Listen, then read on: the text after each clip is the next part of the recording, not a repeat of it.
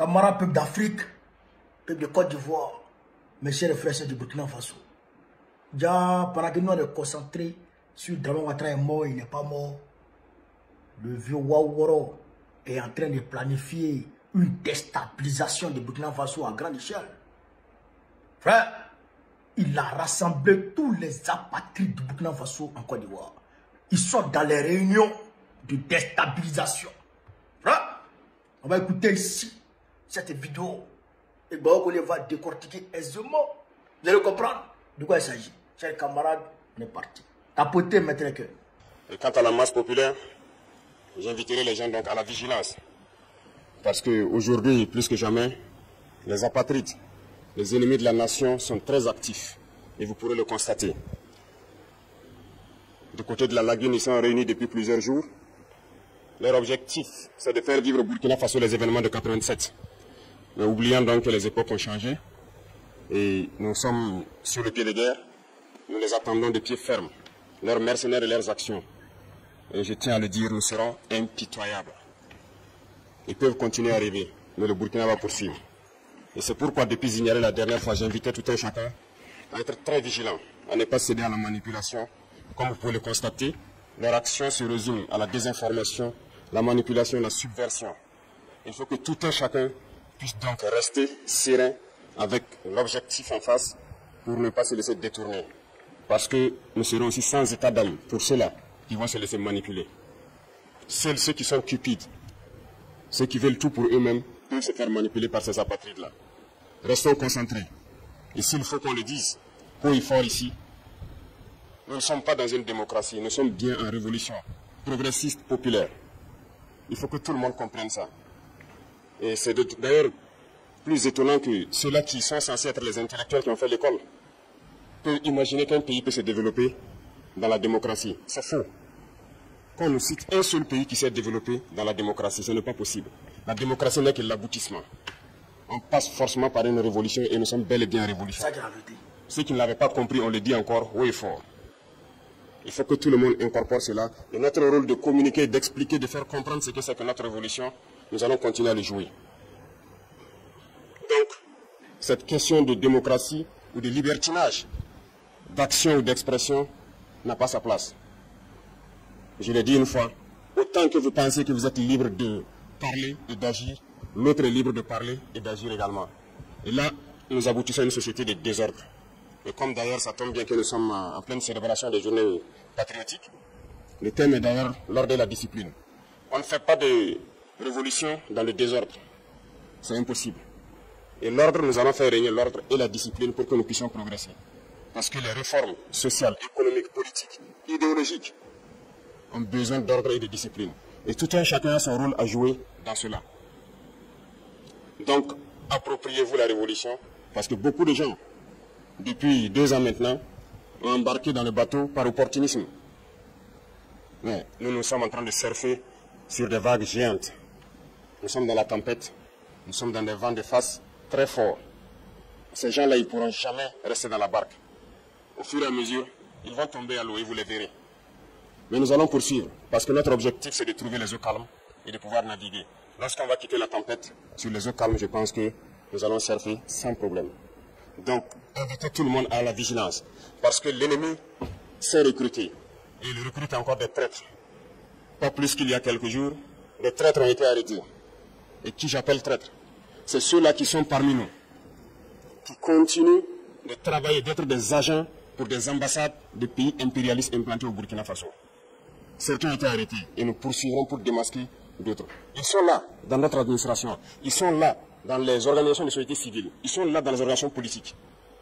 Et ils manipulent les autres pour les amener sur des chemins, en tout cas, contraires au progrès de notre patrie. Et c'est lorsqu'on les arrête qu'on se rend compte qu'ils sont effectivement des agents de ces pays, des ambassades de ces pays impérialistes implantés aussi au Burkina. Restons vigilants, parce que notre révolution ne plaît pas à beaucoup de personnes. Ces valets locaux et ces sous-préfets qui sont là à exécuter les ordres de leurs maîtres, croyant pouvoir mettre fin à notre révolution, qu'ils comprennent que nous avons pris toutes les mesures. Et je le dis une fois de plus, on sera impitoyable et sans état d'âme face à ceux-là qui pensent pouvoir se mettre à travers du développement de notre patrie. Nous allons poursuivre notre révolution. nous allons développer nos infrastructures, que ce soit du côté de la santé, du côté de l'éducation, que ce soit les infrastructures routières. Nous allons développer notre industrie, transformer ce que nous voulons et consommer ce que nous avons transformé. Le Burkina va rayonner, n'en déplaise à ceux-là qui ont la nostalgie encore des années 87, je le répète. Donc restez concentrés, restez vigilants, tracez-vous des sillons pour le trimestre à venir et pour la suite de l'année. Et nous resterons donc dans ce chemin de la victoire. Nous continuerons de combattre sur le terrain à reconquérir nos différentes zones. Et je peux vous assurer que le progrès qui est fait, les terrains reconquis dans ce premier trimestre sont d'ordre stratégique. Et ça nous a permis d'aller nous implanter jusqu'à la frontière. Et ça, c'est très remarquable. Nous allons poursuivre donc dans ce sens, zone par zone, étape par étape, pour nettoyer le territoire et reconquérir l'entièreté de notre pays. Merci à tous. Bonne semaine et bonne chance pour les trimestres qui commencent. Soyez ceux-là aussi qui véhiculent notre idéologie au sein donc de la masse populaire. Merci, très bonne journée à tous et que Dieu bénisse notre chère patrie. La patrie ou la mort, nous vaincrons. Merci. La patrie ou la mort, nous vaincrons. Frère, vous avez entendu? Vous avez écouté, non? Mais ça, il va que moi, je décortique ça. Parce que s'il ne décortique pas, mais il y aura man. Moi, mais s'il ne décortique pas ça, là, il est un malade. Ah, nom de Draman est sorti dedans. Mais vous n'avez pas entendu son nom. Mais moi, j'ai entendu ça. Frère, il me dit du côté de la lagune, les apatrides sont réunis depuis plusieurs jours. Leur objectif, c'est de faire revivre les événements de 1987. Est-ce que vous avez entendu ça, non? Hein? La lagune, là, là. Abidjan. C'est Abidjan. C'est connu, mais tout observateur averti sait que c'est Abidjan. Et c'est là-bas, c'est Abidjan que tous les codes du coup, de l'AES, c'est-à-dire qu'ils sont à Abidjan, logés, blanchis, nourris, aux frais du contribuable ivoirien. C'est pas là les dramas, hein? Les dramas ne doivent pas sonner comme ça, hein? C'est là de la Côte d'Ivoire et Brighton. Pour échafauder les stratégies. Hein? Pour mettre en place des stratagèmes qui vont leur permettre de faire revivre les événements de 87. C'est-à-dire attenter même à la vie du capitaine lui-même. C'est ça, parce que 87, c'est ça qui s'est passé, non? Le capitaine Thomas Isidore Sangara et ses collaborateurs ont été fusillés. C'est ça qu'ils sont en train d'échafauder maintenant.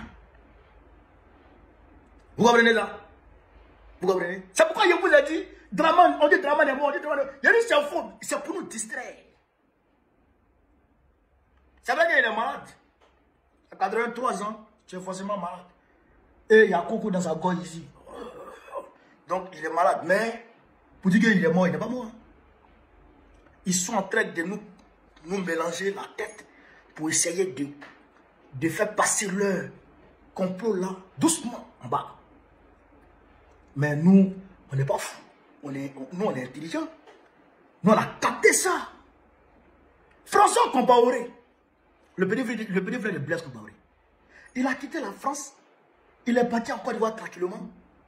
Il veut retourner en France. On dit qu'il ne retourne pas. C'est pas ça. C'est à qui on dit ça? C'est à qui on dit ça? C'est Doyi. En réalité, il est venu s'installer en Côte d'Ivoire. Il est venu s'installer en Côte d'Ivoire. Parce que son grand frère, Blaise Compaoré, ne fonctionne plus bien. Blaise Compaoré, il est devenu zombie. Il est devenu... Quand tu veux le saluer comme ça, là, il dit, c'est qui lui? C'est que lui, il est devenu, c'est qui lui, mais là. Quand tu veux le saluer, il dit, c'est qui lui? Tu t'en vas, tu reviens encore, il dit, c'est qui lui? C'est qui toi? Même tu lui donnes à manger, il ne sait pas qui tu es. Même Chantal, même, il demande aux gens c'est qui elle. Donc, Blaise Compaoré, il a donné tonton, sa tête là, il y a un boulon qui a sauté dedans. Donc, qui est-ce qu'on doit utiliser maintenant pour réactiver les réseaux de Blaise Compaoré, les alimenter, les entretenir, et puis, je dirais, les aider à mettre en action ce qui s'est passé en 87. À réaliser ce qui s'est passé en 87 contre le capitaine Ibé et ses collaborateurs. C'est pourquoi François Kobaoré est resté à Abidjan. Et beaucoup d'autres Waworo ont fui l'armée, sont là à Abidjan. Et les gars qui étaient avec Blaise lui-même sont encore à Abidjan. Donc, ils ont leurs tentacules sur le terrain ici. Et ils les activent, ils les entretiennent. Et aussi, l'ambassade de France les recrute. Vous avez vu, le capitaine a dit qu'il y a certains qui ont été attrapés. Et des traits qui ont été attrapés et qui sont au service de l'impérialisme. Qui sont au service de certaines ambassades. De certaines ambassades implantées au Burkina Faso mais qui appartiennent à la puissance impérialiste. 99,99% l'ambassade de France. D'accord? Mais comme c'est le capitaine, c'est le président du Faso, donc il y a un certain nombre de choses qu'il ne peut pas dire, tu vois. Mais quand même, on sait de quoi il parle. Tu vois ce qu'il dit? Voilà. Donc, il réactive leur tentacule et de l'autre côté, l'ambassade de France recrute. Vous savez qu'il y a une caisse à l'ambassade de France. Une caisse noire. Cette caisse noire est ravitaillée chaque semaine, chaque mois par les billets de francs CFA. On ne compte pas. On ne demande pas rapport. Et puis on ne compte pas. Si l'ambassade dit j'ai besoin de 100 milliards de francs CFA, on s'arrange à produire l'argent. Mais c'est eux qui fabriquent. Ils fabriquent l'argent et ils envoient à l'ambassade de France. Et l'ambassade de France garde ça dans sa caisse noire. C'est avec cet argent que l'ambassade de France finance les terreaux, que l'ambassade de France finance les tentacules de l'impérialisme ici. Vous comprenez ça? Vous comprenez? C'est ça qui est la vérité. Ils ont l'argent. Vous voyez ceux-là? Ceux-là, ceux qui sont au service de l'impérialisme, ils ont l'argent comme jamais. Ils sont payés à 25 000 par mois, par jour. 25 000 francs par jour. Environ 50 € par jour. C'est-à-dire que eux, là, par mois, ils peuvent se taper 1 million. Vous comprenez? Facile, quoi. Par mois, ils peuvent se taper les 1 million facile, quoi. Parce que ils travaillent aux ordres, ils travaillent pour l'impérialisme. Ils cherchent les informations. Hein? Ils cherchent les informations, ils mettent à la disposition de l'impérialisme. Ils font des petits trucs au service de l'impérialisme. Ils manipulent des gars, ils recrutent ici et là pour l'impérialisme. Eux, là, ils ont jetons. Vous comprenez ça? Vous comprenez? Mais ils seront vaincus et ils sont déjà vaincus. Parce que comme le capitaine l'a dit, ici, là, on est en révolution. Nous sommes, on va dire, une force progressiste. Et les progressistes sont des mouvements qui font la promotion des réformes sociales.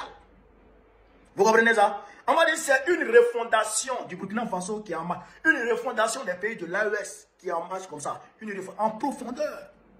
C'est ce que nous, on avait commencé en Côte d'Ivoire avec la refondation. Vous comprenez? Mais ça n'a pas marché. Ça n'a pas encore marché. On est en pause. Mais on va reprendre le pouvoir et on va continuer le chemin de la refondation. Vous comprenez? Donc, c'est ce qui est en train de se faire ici, avec le capitaine Ben Traoré. Une refondation profonde qui prône la rupture avec le capitalisme dans toutes ses formes. Frère, les multinationales prédatrices, l'ultralibéralisme qui viennent, qui pillent au nom de conventions bidons signées avec les vassaux du temps passé, c'est-à-dire avec les Blaise Compaoré et tout.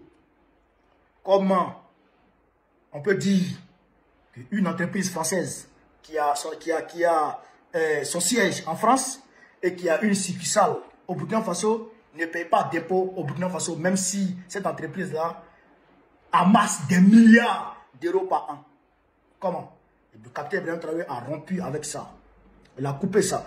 Et d'autres entreprises qui volent, qui pillent, sans contrôle, on a bloqué ça et on a contrôlé ça.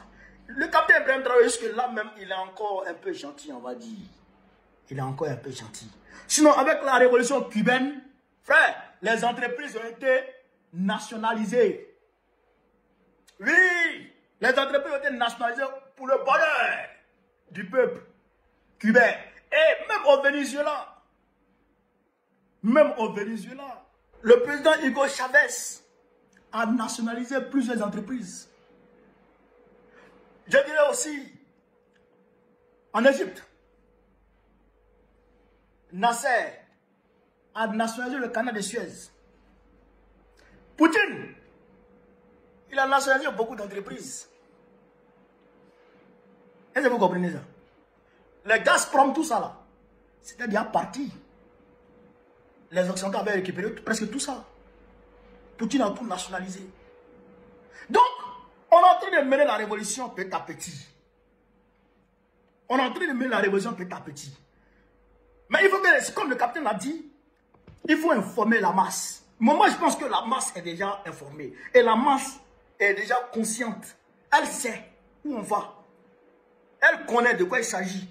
Mais comme on le dit, la répétition est pédagogique. Et le rappel profite aux croyants. Il faut toujours rappeler, il faut toujours en parler. C'est ça. Sinon, mon cabi, nous là, on est prêts. Nous là, on sait où on va. On n'est plus des enfants. On finit debout d'Atchiki. Alors, c'est ça. Il ne faut même pas derrière. Alors, c'est ça. Tous les Kodjourou qui vont se lever, il faut les prendre les mains à terre. Il faut les prendre les mains à terre. Et puis on avance.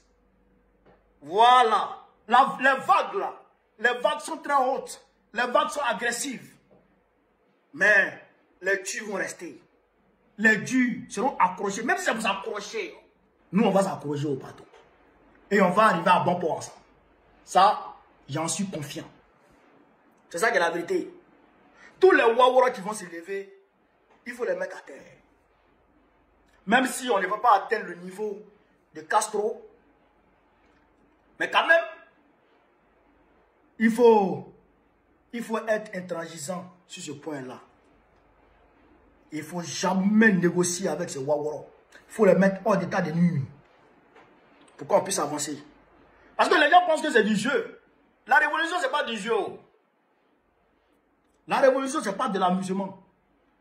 Les gens là, qui ont profité des régimes passés, ne veulent pas d'un régime révolutionnaire. C'est comme quelqu'un qui avait une grosse maison. Il a tout à sa disposition. Chauffeur, cuisinier, il a tout. Il mange hamburger matin, il mange caviar midi, il mange grassement le soir. Vous comprenez? Il a les petites couilles. Frère, il est dans le luxe. Vous comprenez ça? Et puis un matin, on vient lui dire, ah oui, le luxe que tu vis là, ce qui te permettait de vivre ça, on va couper ça en deux. Tu vas prendre une moitié, nous on va prendre une moitié. Donc, ton train de vie là, tu seras obligé de diminuer ça maintenant. De diminuer ça de 50%. C'est-à-dire, si tu avais 2 travailleurs, 2 chauffeurs, tu as 1. Si tu mangeais caviar à midi, ah Joe, il faut revoir, tu as un riz. Donc, on veut dire que ton train de vie du jour au lendemain, là, on diminue ça de 50%. Qui n'aime pas le luxe? Qui n'aime pas le beurre? Toi qui es venu dire, on va diminuer ton train de vie, il ne va jamais t'aimer. Il va vouloir tout faire pour te déstabiliser. Il va vouloir tout faire pour récupérer son train de vie. C'est l'image qui est là. Les Français là, ils vivent la belle vie.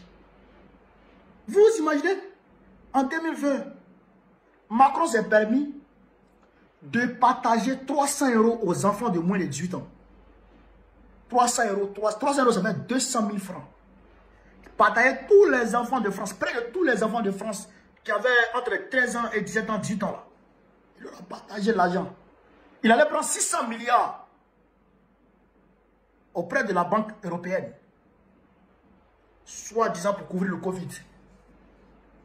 Vous comprenez ça? Pour que les enfants de France puissent aller regarder les films au cinéma, pour qu'ils puissent aller jouer. Mais tout cet argent-là, ils vont dire que ça vient des impôts, c'est faux. Ça vient de l'Afrique. C'est Jacques Chirac qui l'a dit. Il dit, la plupart de l'argent qui se trouve dans notre porte-monnaie vient de l'Afrique, de l'exploitation de l'Afrique. C'est Jacques Chirac qui l'a dit, avant de mourir. Donc, vous pensez que, quand le Burkina Faso se lève pour dire, Joe, nous maintenant là, on va contrôler nos ressources. Nous maintenant là, on va nous-mêmes transformer sur place nos ressources naturelles. Donc ça veut dire qu'on est en train de couper la France de, on va dire, de ces ressources-là. Donc les entreprises françaises qui travaillaient, qui fonctionnaient à base de ces ressources-là, de ces matières premières-là, vont fermer. Ou vont diminuer en tout cas, vont diminuer leur personnel, puisqu'il n'y aura plus beaucoup de travail. Vous comprenez ça? Donc c'est les chômeurs qui sont en train d'être créés en France comme ça. Et qu'il y a trop de chômeurs, eh bien la sécurité sociale, on pompe la sécurité sociale. Et quand la sécurité sociale est pompée, mon frère, c'est la crise. Vous comprenez ça? Donc c'est la crise qu'on est en train d'appeler aux Français. À partir de ce moment, les Français vont tout faire pour empêcher le Burkina Faso d'arriver à ses fins, d'atteindre ses objectifs. Donc ils vont tout faire pour essayer de déstabiliser IB ou voire même attenter à sa vie. Voilà la réalité. Voilà la réalité. Et c'est pareil. C'est pourquoi ils sont acharnés comme jamais sur le Mali. Parce qu'ils se disaient que si le Mali a commencé, d'autres pays vont suivre. Et ça n'a pas raté. Quand le Mali a commencé, le Burkina Faso a suivi, le Niger est en train de suivre, et d'autres pays vont suivre à coup sûr. Et à ce moment, la France sera privée de sa béquille qu'on appelle Afrique, qui lui permettait de marcher debout. Voilà la réalité. Donc, il faut que les gens prennent conscience de cela et que les gens sachent que ce combat-là, il doit être mené pour nos bien-être, pour le bien-être de nos enfants et pour le bien-être de nos futurs enfants. C'est ça qui est la réalité. C'est pourquoi il dit, Dieu nous a assigné ce combat. Nous, à qui les réseaux sociaux ont été offerts pour mener comme outil de bataille. Parce que si Thomas Sankara avait les réseaux sociaux à l'époque, si Gbagbo avait Facebook et TikTok à l'époque, je suis sûr que ce qui est arrivé à Thomas Sankara, ce qui est arrivé à Gbagbo, ce qui est arrivé à Kadhafi, je pense que ça n'allait pas arriver. Ça n'allait pas arriver. Grâce à Dieu, on a les smartphones, on a tout. On a les smartphones, on a tout. On peut même rester au lit et puis avoir les informations, puis vérifier les informations. Et puis bon, les gens vont donner les vraies informations ici et là. Donc, ça va nous permettre de mener véritablement le combat de l'AES, mener le combat véritablement du Burkina Faso, du Mali, du Niger, pour que l'impérialisme soit vaincu. Et l'impérialisme sera enterré bientôt. Camarades d'Afrique, voilà ce que je voulais vous dire sur cette vidéo. Sur ce, vive l'Afrique libre, vive le panafricanisme, vive tous les présidents panafricains, vive le capitaine Ibrahim Traoré, vive le général Assimi Goïta, vive le général Abdelrahmane Tchiani, Gbagbo, président de la Côte d'Ivoire, en octobre prochain. Inch'Allah, on est ensemble. Merci les gars, merci.